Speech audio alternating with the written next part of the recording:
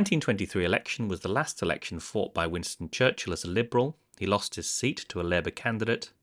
It was the first election broadcast on radio by the BBC, who aired the results only, interspersed with music. And it was the last election where the previous winner had died before the next election was called.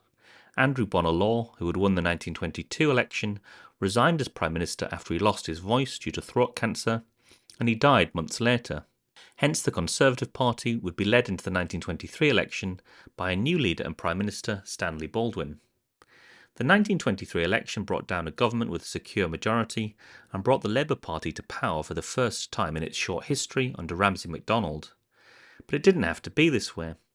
When the Conservative leader and Prime Minister, Stanley Baldwin, went to the King requesting that Parliament be dissolved for an early election on the 15th of November 1923, it was almost 1 year to the day since the previous election had given the Conservative Party a strong majority of 74 seats in the House of Commons under the leadership of Baldwin's predecessor as Prime Minister, Bonar Law.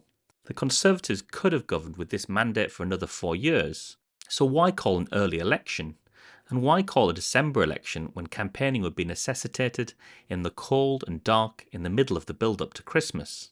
Like the most recent December snap election, the election called by Boris Johnson in December 2019, the reason for this election was a single issue: what to do about high and rising unemployment.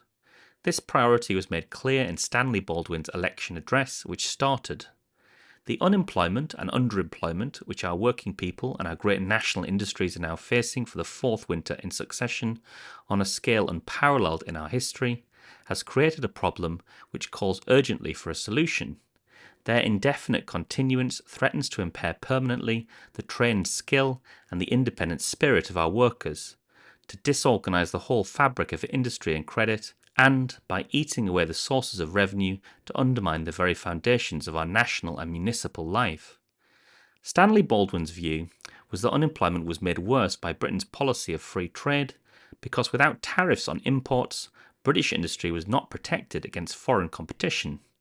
But he felt hampered by the commitment made by his predecessor at the previous election, quote, "not to make any fundamental changes in the fiscal system of our country." So he sought a fresh mandate and therefore called a general election. By all accounts, it was a poor campaign from the Conservative Party, who struggled to articulate why tariffs were necessary and didn't put forward a comprehensive programme during the campaign. This provided an own goal for rival parties, with the Liberal Party, for example, arguing that the Conservative Prime Minister was asking for a blank cheque. Quote, "He offers no evidence, he formulates no scheme, he asks for power to tax an undefined number of commodities without any disclosure of the scale or range of the duties or the industries to be disturbed." In fact, so poorly articulated was the case for protection that Baldwin even failed to convince 13 of his own MPs who stood as free traders during the campaign. This led the Times on the 22nd of November to complain that "what is wanted is a plain, straightforward explanation of the government's scheme." This failure to clearly articulate the case for tariffs and to put forward a detailed programme led the Conservative Party to lose the support of the press barons, Lords Beaverbrook and Rothermere, whose newspapers had a circulation of 4.5 million. This despite the fact that both supported protectionism as a matter of principle. The Conservatives also struggled for money during the campaign, owing partly to the fact that they stood in more seats than at the previous election, where the Conservatives had stood aside in many seats to give Lloyd George's Liberals, their former coalition partners, a clear run following the Conservative Party's decision to fight the 1922 election as an independent party. One of the few things going for the Conservative Party in 1923 was that there was a lack of cooperation between Labour and the Liberals at this election. Had they cooperated, the result would have been much more decisive, but as it was, they both saw each other as rivals, with both trying to dislodge the other as the principal rival to the Conservative Party in British politics, a struggle which would be won by the Labour Party. Indeed, this is the last election where the Liberals would win over 100 seats in the House of Commons. One thing that the election did manage to achieve, that might have seemed remarkable just months earlier, was to bring together Herbert Asquith and Lloyd George, who agreed to unite the Liberal Party under one banner for the election, which was helpful for two reasons. Firstly, it meant that the Liberals could put forward one united message, And secondly, Lloyd George brought money with him so that the Liberal Party matched the Conservative Party in spending during the campaign. The Liberal Party sought to frame the election as a cost of living election and argued that tariffs would lead to higher prices, which would harm living standards. In their manifesto, they argued, quote, "Trade restrictions cannot cure unemployment. Post-war conditions do not justify such restrictions. They merely render it more disastrous. High prices and scarcity can only lower the standard of living, reduce the purchasing power of the country, and thereby curtail production."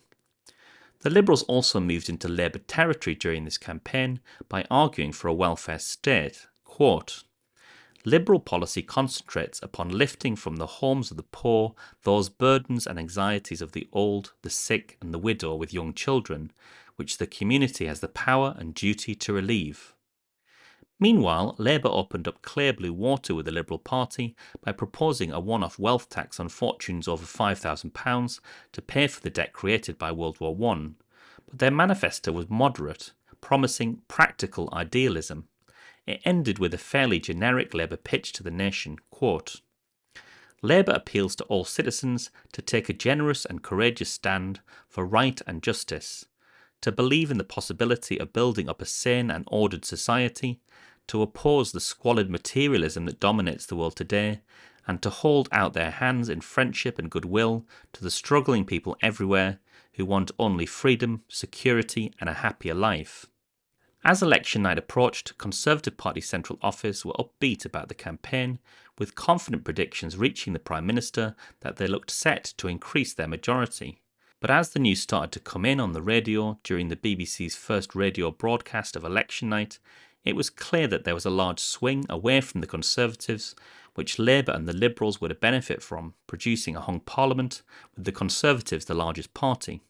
Asquith, as leader of the Liberal Party, made it clear that he wouldn't support the Conservatives, who lost the vote on the King's speech in the House of Commons on the 15th of January 1924, bringing Ramsey MacDonald to power as Labour's first Prime Minister, albeit leading a minority government. If you have a moment, I would encourage you to look up the pitches made to the electorate at this election, because all you have to do is read them to understand where the campaign was lost by the Conservatives. Their pitch to the electorate was poorly articulated, and they failed to set out a broader set of policy prescriptions for the problems facing the country. By contrast, their challengers were able to attack their only policy proposal as worsening the cost of living by increasing prices, whilst also offering a broader programme to deal with the issues facing ordinary people. Fortunately for the Conservatives, however, Ramsey MacDonald's government would last less than a year, and the next election would bring a landslide victory for the Conservatives. To hear how and why this happened, tune in next time.